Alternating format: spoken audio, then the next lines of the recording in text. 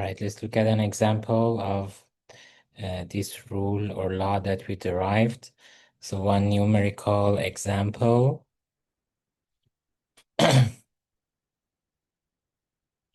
Numerical example. So suppose a circular loop of radius r equals 0.1 meter lies in the xy plane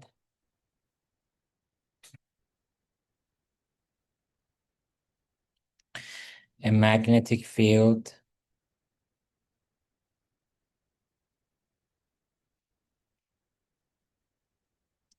of B of t equals B0 tk,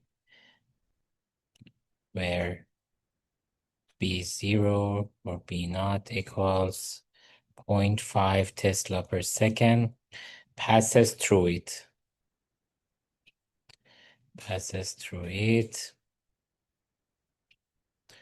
What is the induced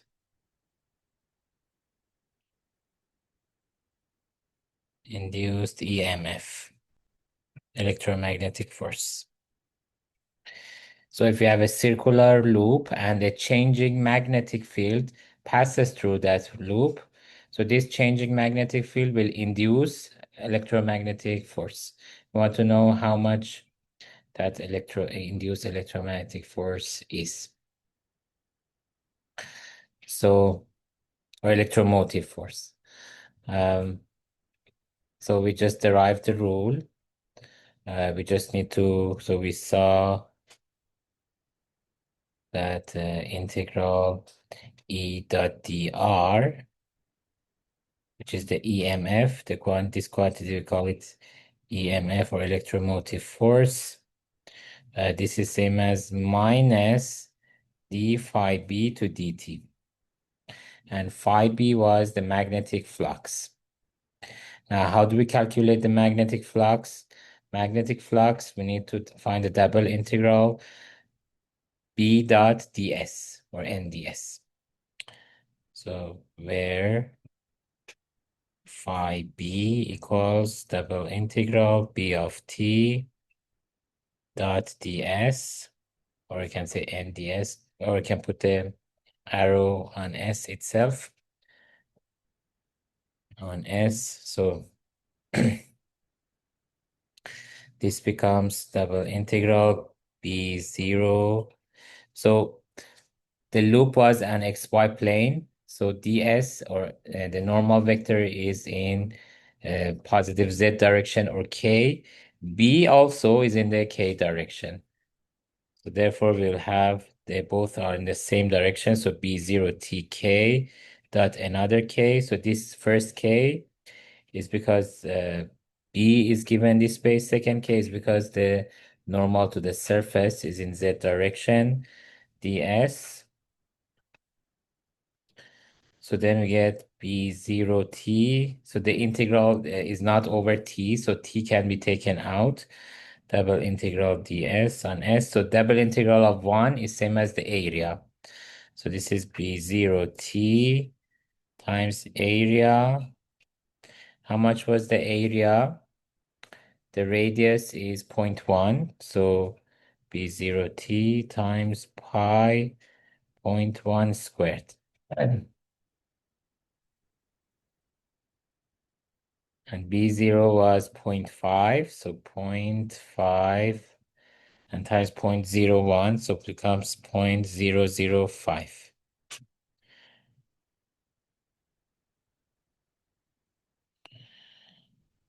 Comes 0.005 t pi.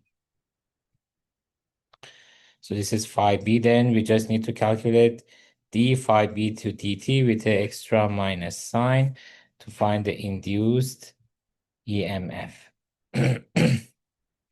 So the induced EMF will be minus d phi b to dt minus d to dt of 0.005 t pi. So just the ct, derivative of ct is just c, so minus 0.005 pi is the answer, and the unit will be in the voltage.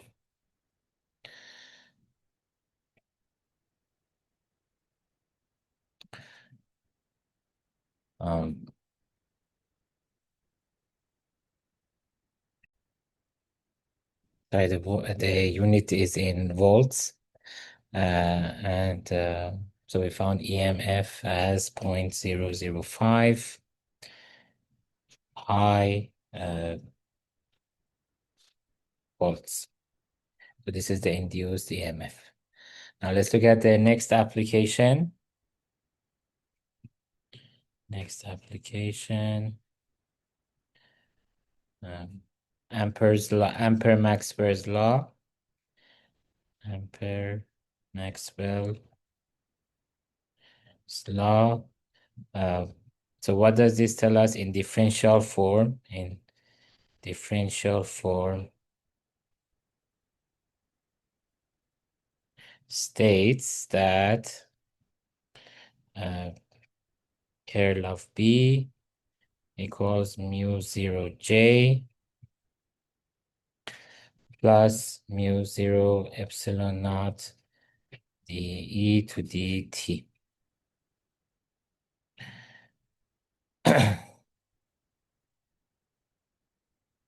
So if you want to apply this to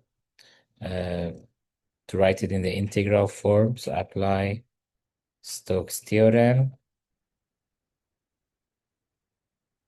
So what can we say? We know that integral B dot dr on ds.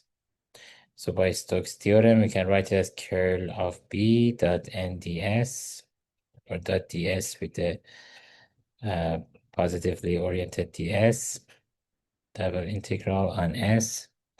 Now if we replace curl of B with this expression, and we can write it as mu 0 double integral j dot ds plus mu 0 epsilon naught double integral dE to dt dot ds. But we just saw that we can move this d to dt inside the integral outside as long as s is not moving. So we just saw a theorem that allowed us to do so. So by theorem above, we can write this as mu 0 double integral j dot ds plus mu 0 epsilon naught d to dt of double integral e dot ds.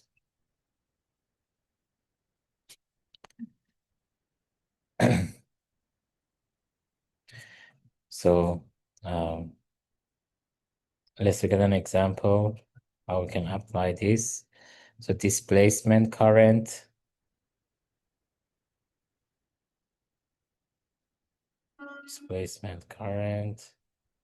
in a charging capacitor.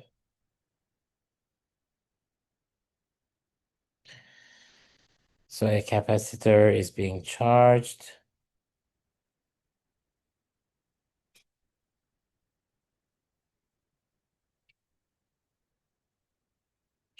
at I. So we have the current 2 ampere and circular region between the plates.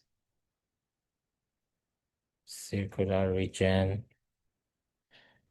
between the plates of radius r equals 0.01 meter, means 1 centimeter. What is the magnetic field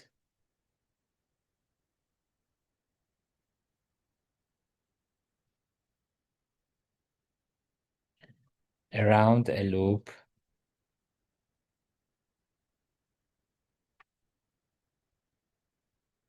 a loop of radius r equals 0.01 meter between the plates.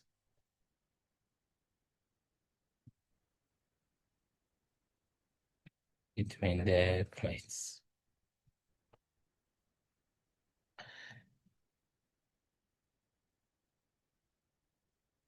So first of all, because no current flows between plates, we can use displacement current.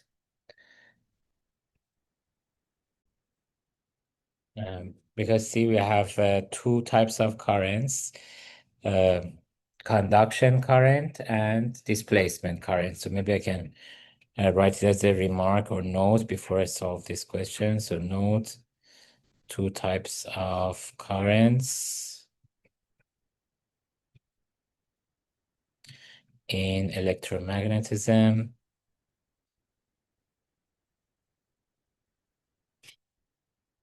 Conduction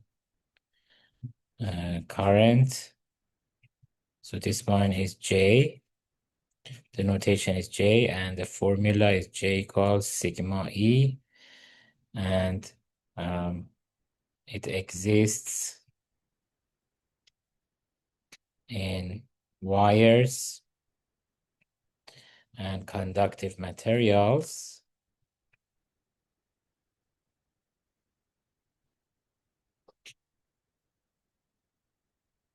And it represents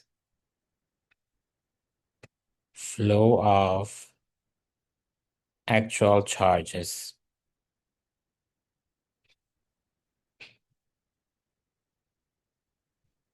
Like electrons. But the other type of current called displacement current.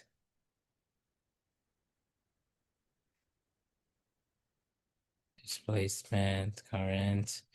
The notation is JD.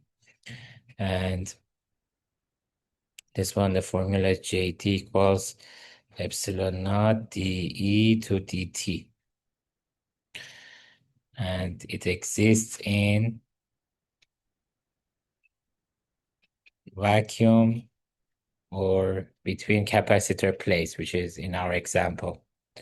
Exists in vacuum and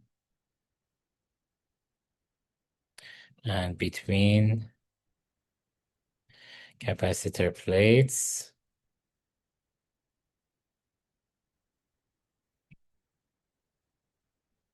And the formula is J. So I wrote the formula, and what does it represent?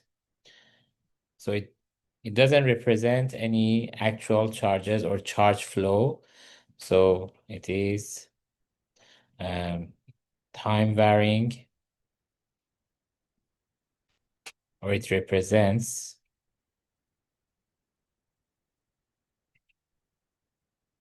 time varying electric field. Electric field, but with no charge flow.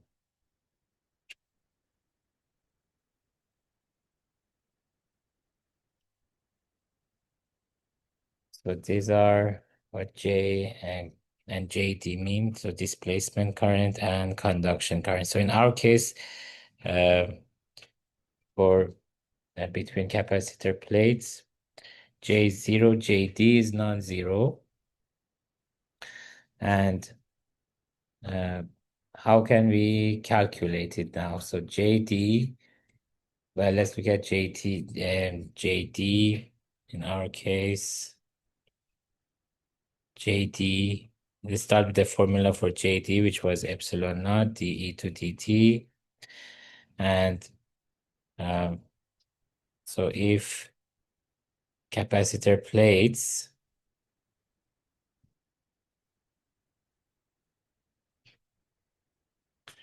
um,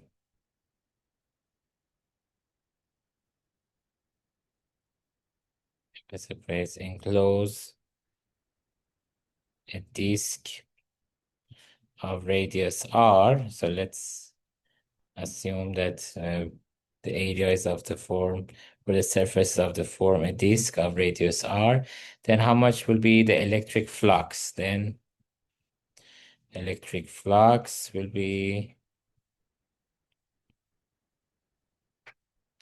so phi E of t, which is same as E.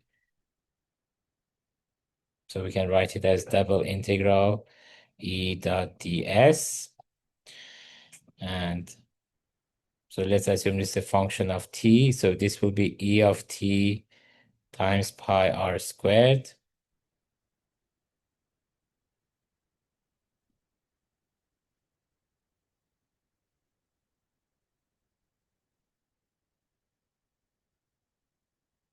And so then d phi to dt will be dE to dt times pi r squared. So displacement current therefore will be how much? So displacement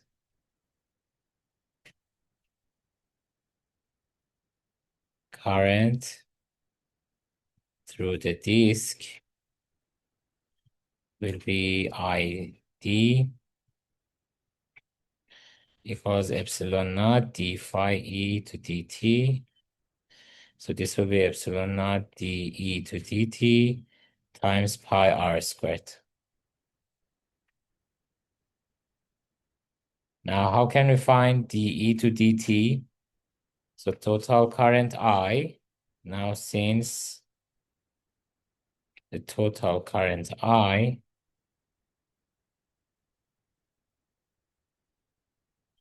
into the capacitor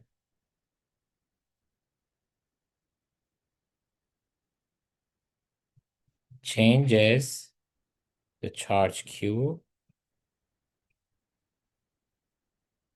And so what was the relation between E and Q? E equals Q over epsilon naught A. So if we differentiate,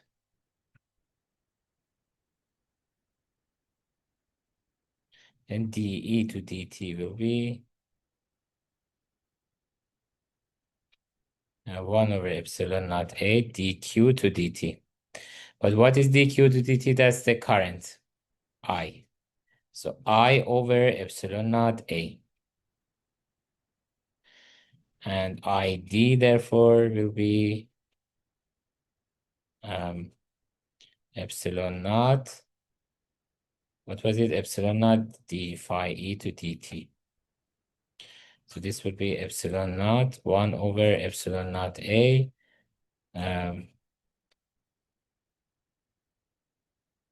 times I. And so what was it? Let's look at the ID. So this one, epsilon naught dE to dt, dE to dt, we just calculated here. This is dE to dt times epsilon naught and times pi r squared. So times pi r squared. So this becomes I over A pi r squared. I over A pi r squared. All right. And what was the question? The question was to find the magnetic field around a loop of radius r equals 0.01 meter. So so now that we found the displacement current, so we can find the integral b dot dr equals mu naught epsilon naught d phi E to dt. So this was the formula we derived earlier before we start this example here. So this was the formula, and this formula, so this term here, J was 0. We explained why the quantity J will be 0 in the capacitor. And then this quantity was same as the one that we are calculating, mu naught epsilon naught d phi e to dt. So this one we already calculated. Epsilon naught d phi e to dt we calculated. And we just need to multiply with mu naught. And then left-hand side, as you can see here, it's same as integral b dot dr. So once we multiply this with mu naught, because the other term in right-hand side is 0, this will be same as integral b dot dr. So what was the quantity that we need to multiply with epsilon naught? This is the quantity. Just multiply it with mu naught. So mu naught I over a pi r squared. And what was a? So mu naught pi r squared over pi capital R squared I. So this is same as the total loop integral. Total loop integral. And since B is circular, so we can write this. So B, so let's simplify this first. So mu naught R squared over R squared I. So now B being circular, so means that B at every point on the loop, B is tangent to the loop. So if you look at the loop, B is circular, so B is tangent to the loop. And B dot dr, therefore, will be the angle between them will be 0. So at every point, because B is in this direction, R also in this direction, or T or the tangent line, in other words, tangent vector also in the same direction. So at every point, we can say that at every point, B is tangent to the loop,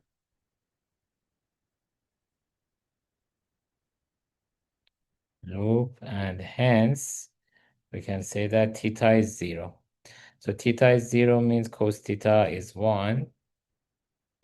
And therefore, if we want to calculate integral b dot dr, so the angle between them is 0, cosine is 1. So this is just same as some b naught. Let's assume b naught. The magnitude of b is the same. So if magnitude of b, which is, we can call it b naught, is the same or remains the same,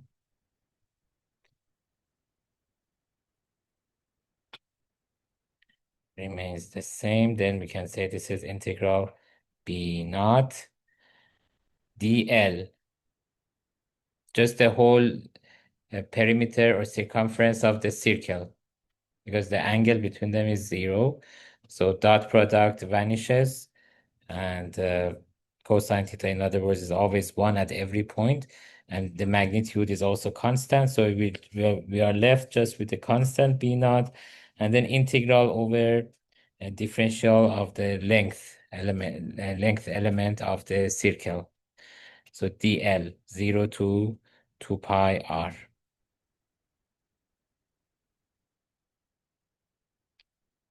Or you can parameterize. If you parameterize again, will be same answer. So we can say dr 0 to 2 pi. So or here we wrote as the dl element. So this is the dl element, dl, and dr basically is tdl.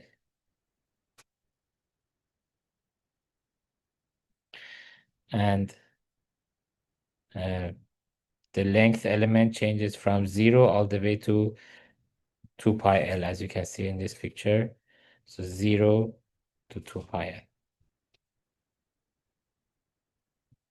L between 0 to 2 pi r, the radius. So then this will be b0 times 2 pi r.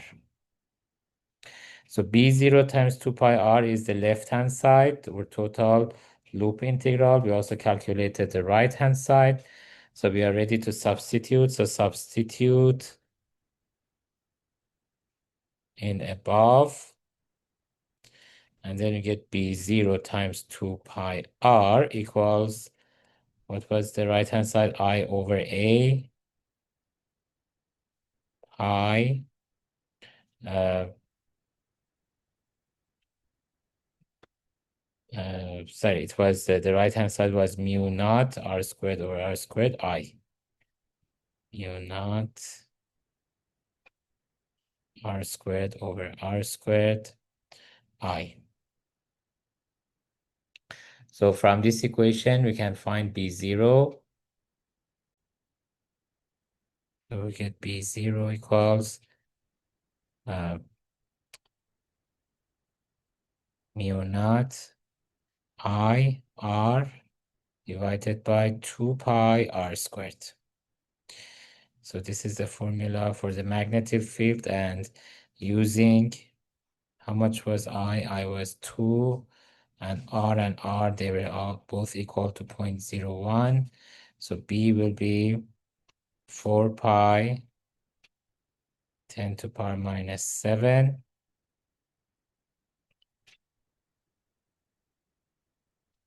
2 and 0.01 divided by 2 pi.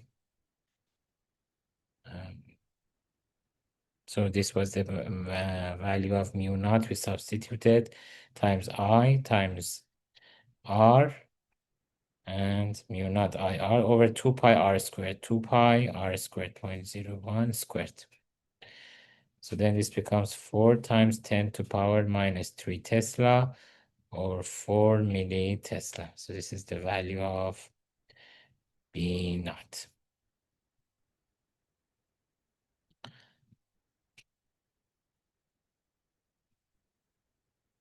So this is how we can calculate the basically magnetic field. So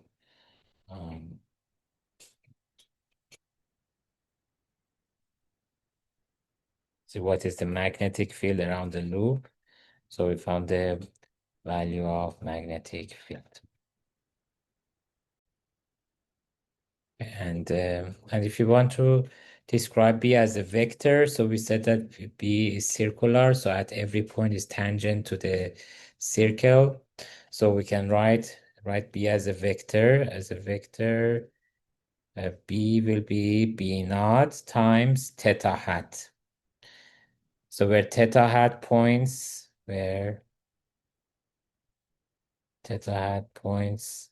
tangent to the circle. Tangent to the circle at every point. So r hat, or radial vector, is normal to the circle at every point, and theta hat is tangent to the circle at every point. Most examples we looked at so far, or applications at least, were in electromagnetism field, but there's also another important physics application in fluid dynamics. So in fluid dynamics, we can again apply Stokes' theorem. So example or application from fluid dynamics. So this time in fluid dynamics, we have a velocity field. So the vector field here is a velocity field. So let's call it V of X and Y and Z, which represents the velocity of fluid. Velocity of fluid at every point X, Y, and Z. And then we have circulation around the closed curve. So if we find the line integral of velocity, the resulting quantity is called circulation. So circulation is defined as integral v dot dr, which measures the net rotation. The net rotation of the fluid around curve C. And then another quantity called vorticity. defined as, so curl of V.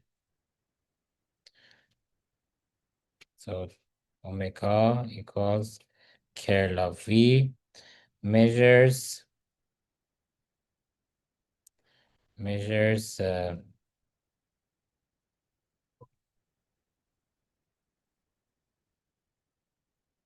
local spinning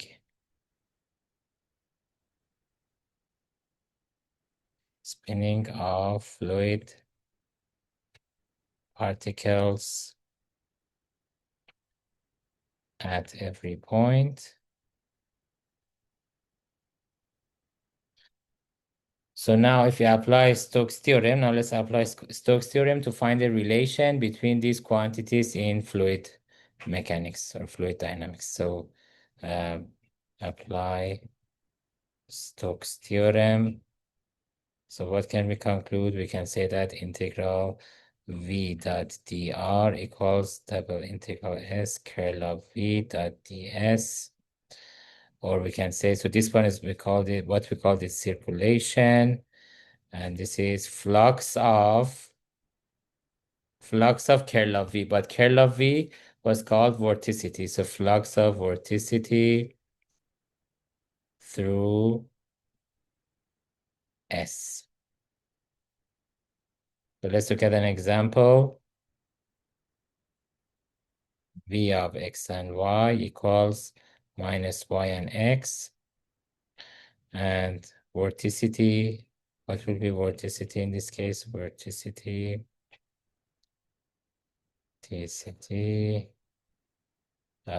omega equals curl of v. So this will be 0 and 0 and 2. So we can calculate easily. This would be 0, 0, 2. So that means omega equals 2k. And now let's choose the surface as well to be able to apply Stokes theorem. So suppose S is the disk of radius 1, centered at origin,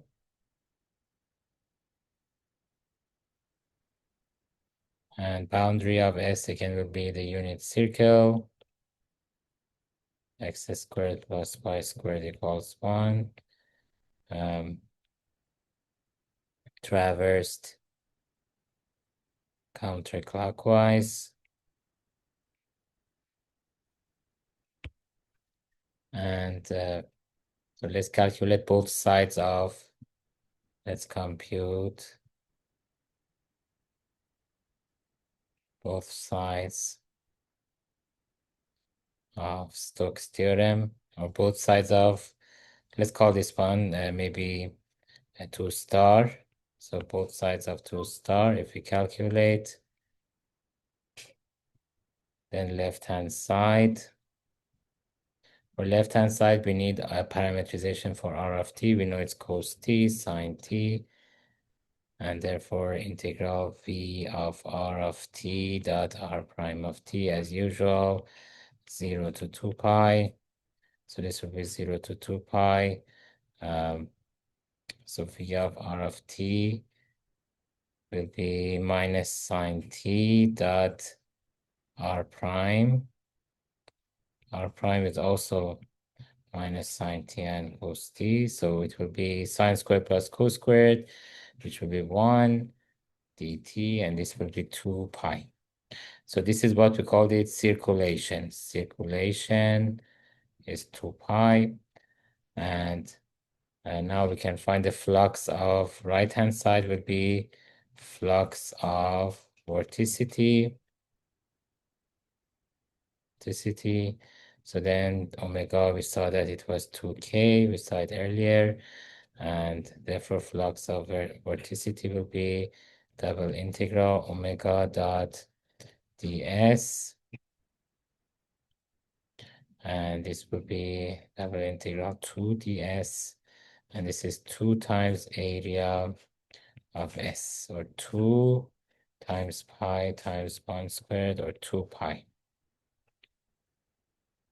So we saw that flux of vorticity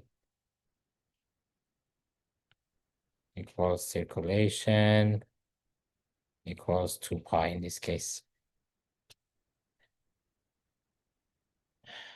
So we can apply Stokes theorem different fields or the different subfields of basically physics and electromagnetism and fluid dynamics are two major examples or fields where we can apply Stokes theorem.